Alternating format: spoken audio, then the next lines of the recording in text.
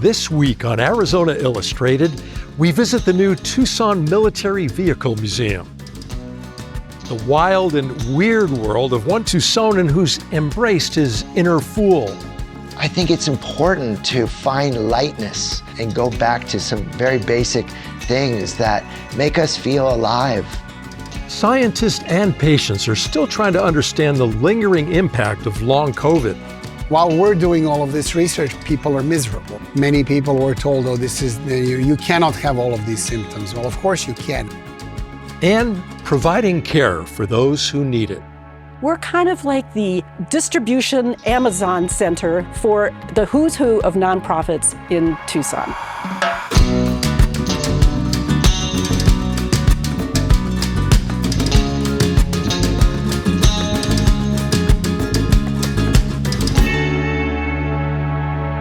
Hello and welcome to Arizona Illustrated. I'm Tom McNamara, and we're joining you from the new Tucson Military Vehicle Museum.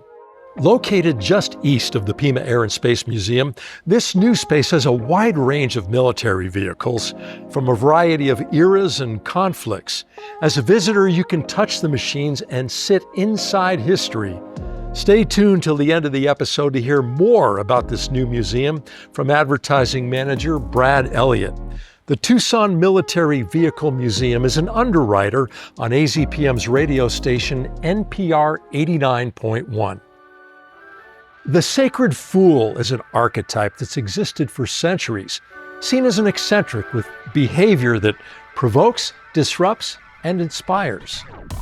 Speaking of disruption, since 2024, actor, filmmaker, performance artist, and musician Chris Carlone has been holding workshops that inspire others to channel their own inner fool.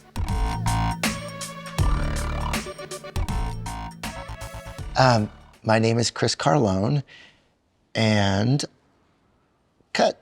My name is Chris Carlone, and I am a musician, a filmmaker. Amazing. I am a photographer, I'm a movement artist, performance artist, actor. You like linguine and clams? I mean, do you really like linguine and clams? And I've been doing all of these things since I was 17. That's always been a part of me is dressing up and seeing what I've got to use right in front of me and creating something. It's always been an exploration of myself to create these characters that I wish I was more like. With a character like Bortz Minorts, it was just sort of channeled into me. It's almost like a blackout. It's like I step on stage and then all of a sudden it's over. And it's like Bortz just took over. And I think we all have the potential of channeling like that, creatively, artistically, whether you're doing a character or whether you're putting it into your art. It's like turning off Chris Carlone and turning on Bortz Minorts. He is the embodiment of the fool with absolute power. It's actually very serious. I'm having a hard time putting words to it, so I think it would be best if we just asked Bortz. Bortz, can you explain who or what you are? Elle va te pour si tu fais le que pour você. Je te fais, je papa is before. There you go. Because I'm a performer, most people think I'm like a super extrovert, like type of person. But if I go to a party, I'm like quiet and like to observe and like, don't want to bring attention to myself. And that's what I love about having found this. And it's like, it gives me confidence when I need it. When I get on stage as Bortz, it might be the one thing in the world that I do where I don't question anything for even a millisecond.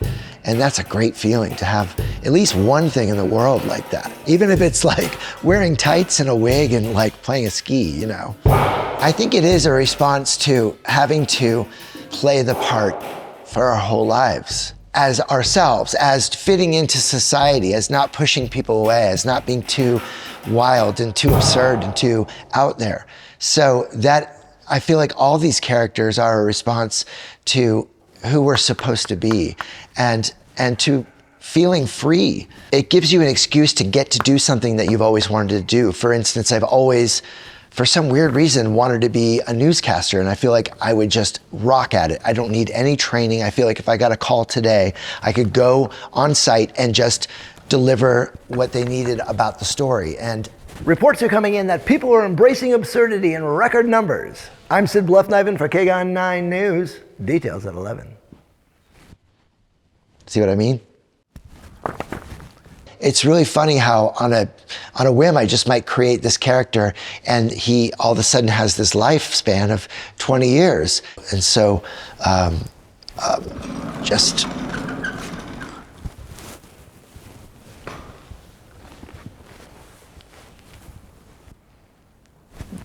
That's interesting. I've never thought of myself in this light. What is self? That is a really good question. Yes, quite. What is self? Because I feel like that's sort of inspiration for sharing this knowledge with other people in a class type setting. Thank you so much for coming. This is the Sacred Fool Workshop, and let us begin. Giving them a reason to come, to put away for a minute who they are in this world and get to dive into the magic and absolute wonder of creating with our bodies, with movement, with our imaginations, like we did when we were kids.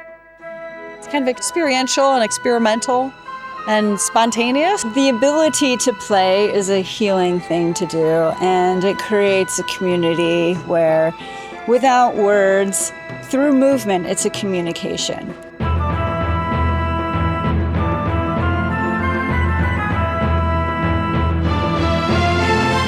It involves both individualism and collective mindset. It is the only time that someone asks me to play.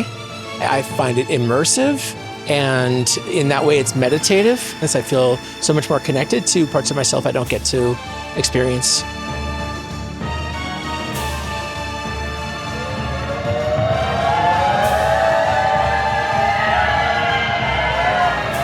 Movement, joy, a sense of community, and I think Chris is just really a cool person.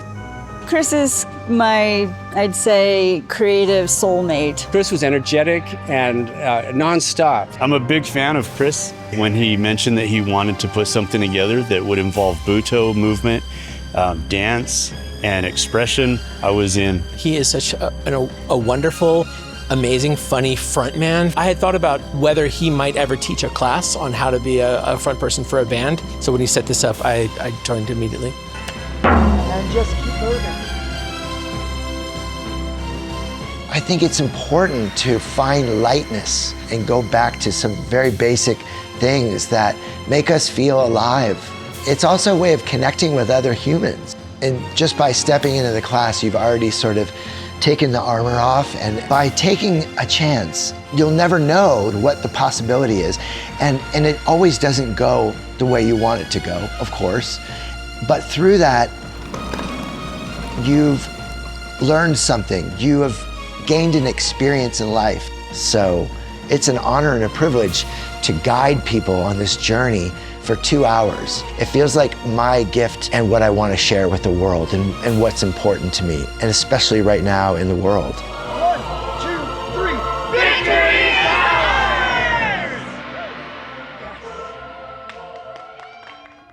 Long COVID manifests in an array of over 200 potential symptoms, but there's a disconnect between the experiences of the patients and current medical understanding.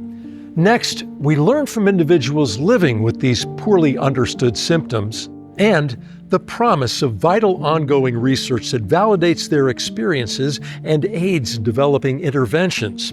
This story is part of our ongoing series, The Long Road: How COVID-19 Changed Our World.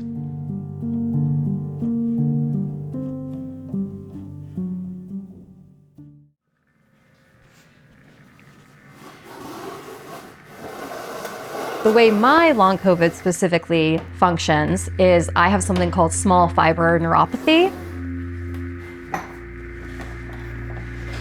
The easiest way to visualize it is, imagine a sink. Most people, when they're walking around doing things, their sink has a full level of reserve blood in it. And what this reserve blood lets you do is, when you're walking or when you're strenuous, your heart, if it starts to beat too hard or if it starts to get tired, it can call upon this blood to help boost it up. And the blood serves as a backup way so that your heart rate isn't going too fast or you're not straining yourself too hard. I don't have that reserve blood, so my sink is empty. And so because of that, my heart is constantly working, and that causes stress and exhaustion and fatigue in all other parts of my body. So when most people would be able to do something like stand to wash their dishes, and they would have that blood helping booster them, I don't. It's just my heart working. And so because of that, I get really tired really fast. I'm unable to do a lot of things. And then I get things like brain fog because all of my energy is just going into my heart, trying to pump. Long COVID is the condition that probably about 5 to 10% of the people experience after having COVID. It manifests itself in a wide variety of symptoms and issues that range from fatigue and malaise and post-exertional problems when people conduct an activity that they had no problem with and cannot recover, to issues of brain fog, to more than 200 symptoms, which makes it really difficult and really frustrating for the folks that experience it to get good care for. I actually started feeling symptoms on the day after my 21st birthday in January of 2022. Lab work, I have one for the emergency room, urgent care, the recover study in the long COVID. I have allergy, immunology. I'm immunocompromised ever since I was born. Getting COVID weakened my immune system to where I was having respiratory problems, chronic migraines, fatigue. Stairs were just impossible. It would raise my heart rate to 160 beats per minute. And I had severe brain fog, memory loss, and I actually ended up having to medically withdraw at the end of the semester. It really just opened up the door for me to get a whole bunch of other medical troubles. There's certainly a lot more evidence that there is longer, months and perhaps even a few years, where the viral molecules can be detected in the body. So if you imagine that our immune system normally is alerted by anything foreign that comes into the organism, then you can imagine a protracted immune reaction that is now going, oh my God, there's a raging viral infection here. Now I need to go into the overdrive and I need to eliminate it. And as a consequence, the immune system will go around and do damage to the organs and tissues that we have in the body. And so that is the second theory, that there's this persistence of the virus that is sitting around, triggering a disproportionate reaction of our immune system. There is also a subset of people prone to autoimmune reactions where the normal process of censoring the immune system, whereby it will not attack our own body, are weaker. And as a consequence, they would have autoimmunity that would be either generalized against many organs and tissues or perhaps organ-specific. But the antigens against which this is targeted are a little more elusive, as we still haven't figured out what these parts are. It doesn't seem to be infecting the cells that line up the blood vessels directly, but it seems to be changing them in the long term so that they become more prone to triggering blood clotting. Really, it's akin to small microinfarctions in a whole bunch of different organs that is happening a little more, in your brain, and you're having a little more brain fog, or in your intestines and you're having more GI problems. That could give rise to a whole variety of different symptoms that then are very frustrating, both for the patient, of course, but also for the physician who's supposed to diagnose it. I was 25 when I got long COVID. They weren't seeing it a lot in younger people at that time. I was extremely, extremely active and fit. And so a lot of what I struggled with was communicating to doctors that even though my body still showed some physical conditioning from when I was a runner, that I could feel changes that were wrong and scary. It wasn't until 2 years in that I found somebody who was seeing an influx of patients for pulmonary issues, and the correlation was just too strong to just ignore. He was the first person to ever sit down and say, "This isn't in your head," and that was hugely empowering for me. You would make tea for me. Doctors would look at me and they're like, well, you seem fine. Like, you seem to be smiling and you're cheery, you're talking back, you know, you're aware of everything. And that was a huge struggle for me.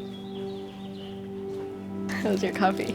I am so thankful that I had my family to support me, and they believed me because they would encourage me to go seek help somewhere else. While we're doing all of this research, people are miserable. Many people were told, oh, this is, you cannot have all of these symptoms. Well, of course you can. I mean, because people are not eager to misrepresent their health condition, to not be able to work. But there's a number of very promising studies telling us that defining all of this is actually possible. There's always a substantial lag from understanding what a new entity is and being able to treat it. Right now, there's no treatments, no way to really cure specifically the long COVID that I have and how it's manifesting. There's times where I really feel the helplessness and loss of what I've gone through. Like, I can't run anymore. I can't go out to hang out with friends anymore. I'm lucky that I can still work. And there are people who have lost their jobs, their homes, their families. There's people who've gone through divorces. I think people are desperate for anything at all that can help them. And as science catches up, which it will do, COVID is still a thing, long COVID is very dangerous, and that there are people who are living with it that still deserve compassion and attention and help. You're not alone. It is a struggle and it is a battle that you have to fight to stand your ground. Finding a good support system, whether that's your family, friends, resource group, online, whoever it is, find a support system. Beyond the individual stories, beyond the tragedies of losing one's health, it is really a national economic issue and a national security issue. These people not only are not imagining that this is happening, they need help. And it is, really in the interest of all of us to provide it. To learn more about the lasting impacts of COVID-19 5 years after the start of the pandemic, and to watch all of the stories in our series and read additional stories from our news team, go to azpm.org/longroad. For more than 60 years, a nonprofit organization in Tucson has been providing hope to people in need by giving them shoes, clothing, and other essential items. Now this year, the group begins a new chapter under a new name, but their goal remains the same.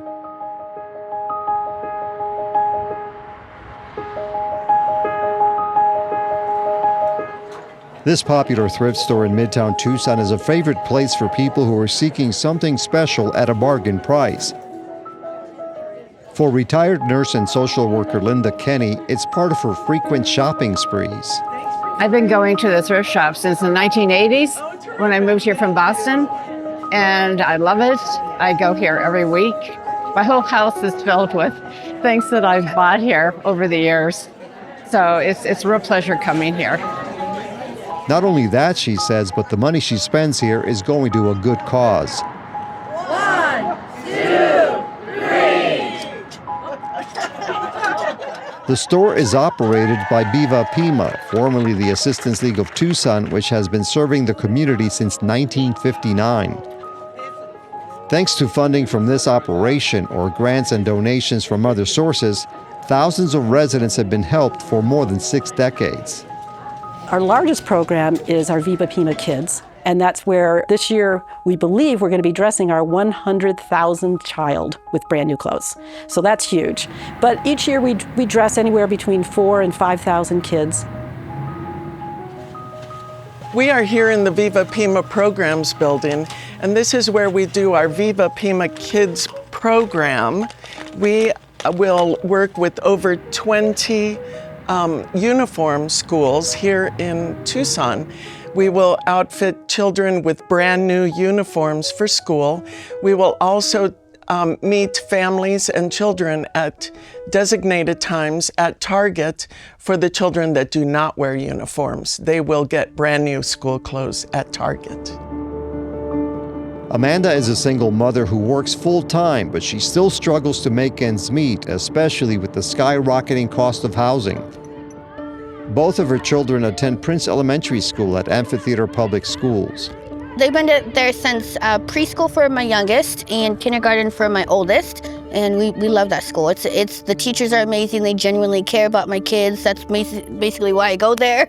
The principal is amazing. Don't have no regrets. The majority of students at Prince Elementary qualify for free or reduced lunch.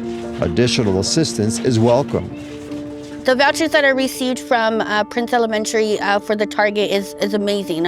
We get it every August, so it's right when the school starts, and it truly helps. You're able to buy socks, underwear, clothes, shoes, hair, even hair products for the girls. It's amazing. Yemen Bernal is a social worker at Prince Elementary and serves as a liaison with Viva Pima. She says the clothing from the nonprofit, food from pantries, and other donations are invaluable. The need among our families and in our community can be very overwhelming. Resources are often hard to come by, so to be able to count on Viva Pima to provide this resource is a huge relief for me and a huge support to me to be able to do my job, which is to be able to help support families to overcome the barriers and give their children the best chance for academic and social success. So it's wonderful. In addition to Viva Kids, Viva Pima also administers other programs. And we're going to need the can opener and the cutting board. In this situation, the assistance goes to residents who are starting over due to homelessness or other social challenges. It's amazing how much we could fit in this laundry basket. We're kind of like the distribution Amazon center for the who's who of nonprofits in Tucson. So there's over 40 agencies that we work with, and these 40 different agencies are working on getting our people rehomed. So our program with Viva Pima Supplies is we provide a basket that's filled with over 20 items for the bedroom, bath, and kitchen. So it's all the everyday essentials that you need. Think about it as, if you're sending your kid off to college, all that stuff that you have to buy. And so by providing that, they could go and work on going back to school or finding a job and not using their time and money to just buy these everyday essentials. The nonprofit organization is doing this with just a handful of paid staff members, but more than 300 active volunteers. And the mission is not lost on the shoppers here, including Linda Kenny. She speaks from experience. I was a school nurse at Esperanza Elementary for 28 years, and we come here and buy clothes for the children. And the association here would help give backpacks to the children at Esperanza, and it would take them here and they would get free clothes. And it helped families a lot. So that's another reason why I want to come here, because they've helped the society so much in Tucson. And they helped my school a lot where I worked. For the Pima organization, I just really want to say thank you. And I really appreciate that they give us the time, the volunteers, and the donations. I mean, it may not seem like they're doing a lot, but they're truly making an impact. And we need to continue getting those services. When I see the joy on these faces of these children, you just keep doing it, And there's days are long, and my husband some kind of just goes, "What? Why are you doing all this?" But it's because of all the community that we support, all the volunteers that are here. There's just an amazing group of people. Have a good day. Good luck, ladies. Thank you. Thank you for coming. Absolutely. Over the years, we've provided you countless stories about people and organizations in our community that provide help to those who really need it. And for even more on the topic, look for the Bradley Cooper-produced documentary Caregiving, premiering on PBS 6 on June 24th. AZPM members can stream it starting May 27th on AZPM Passport on the PBS app. Well, joining us now is Brad Elliott, who is the advertising manager for the Tucson Military Vehicle Museum. Brad, you opened in March. You've got a winner here, man. It's nice. What's the reaction been? It's great. It's getting great feedback. This is a one-of-a-kind location in the region, so it's great to open this up to Southern Arizona and anyone who can get down here to see the museums that we offer in town. Strong ties to the Pima Air and Space Museum. Tell us about that. Yes, sir. So it's operated by the same foundation. We're the Arizona Aerospace Foundation operating the world famous Pima Air and Space Museum. So now we have the second offering on the same location, separate museum, and then we also operate the Titan Missile Museum in Sarita. Amazing collection. How did this all happen? So the foundation was able to purchase the land with these partnerships that we have established with the Marine Corps. Airplanes from the Marine Corps, Navy over at the Air and Space Museum started collecting these vehicles on loan. The Air and Space Museum is famous for being able to offer something from every part of aviation, from civil to military and experimental, commercial. We wanted to be able to offer a very wide range of vehicles here as well. So you've got vehicles from every era and various nations on display here as well. And then of course, finding some rare ones as well as the iconic ones. So, you know, we have a 1917 ammunitions tractor to right next to it. You'll see a M1A1 Abrams, you know, kind of cream of the crop as far as military vehicles go. It's very rare to even have a museum like this in the region, and one that's so accessible to the I-10. You know, a lot of the military vehicle museums are harder to get to and not be such a travel destination that Tucson has become. Well, thanks for having us in, and best of luck with this great museum. Thank you so much. Yeah, enjoy your time here. Thank you for joining us from here at the new Tucson Military Vehicle Museum. I'm Tom McNamara. We'll see you again next week.